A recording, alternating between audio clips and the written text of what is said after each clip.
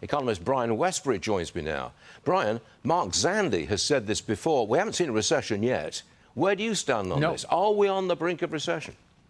Yeah, you know, Stuart, if I look at the stock market today, it does not care what Mark Zandi says.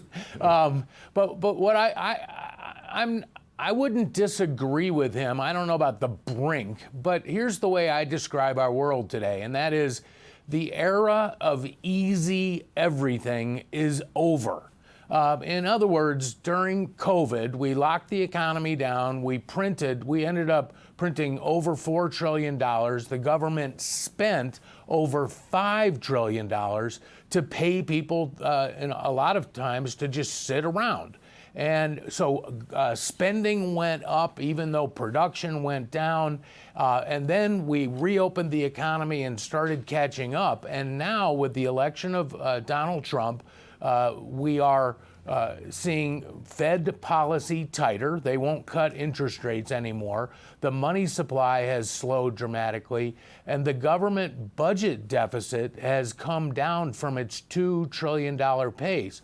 Now, one of the reasons it's come down is because of tariffs. And tariffs, in my opinion, underneath it all, I get the reason for using them, but they are a tax. So if we have smaller deficits, we have some higher tax rates, cost, and we have tighter money, that's the recipe for a recession. Now, when I see a recession coming, it's a normal recession. See, we've gotten used to these crazy collapses, right? The dot-com crash, the 2008 crash, the COVID shutdowns. Those are really nasty downturns in the economy. The one I see coming is much more normal. Okay, well, I'll go with normal.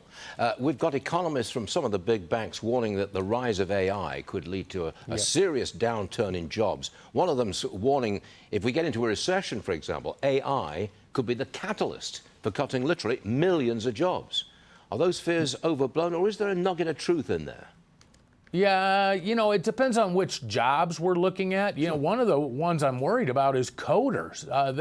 These new AI programs are able to code unbelievably rapidly and do an excellent job at it. And you know, we used to tell everybody to go into coding. It's like, you know, it's plastics, young man, and coding, young man. And now AI is able to do that. The issue I see with them taking over all these jobs is, and helping the economy, let's say, is that AI is expensive and it uses a massive amount of electricity.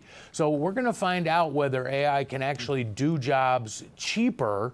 Eventually, I guess it will be able to, but are we really ready for prime time with AI? So, you know, I understand the issues, and I think everybody can when they look at it, but are we really at that point? I don't think so yet. True, but we've got a lot of people who are very nervous. Brian Wesbury, thanks very much indeed. See you again soon. Thanks.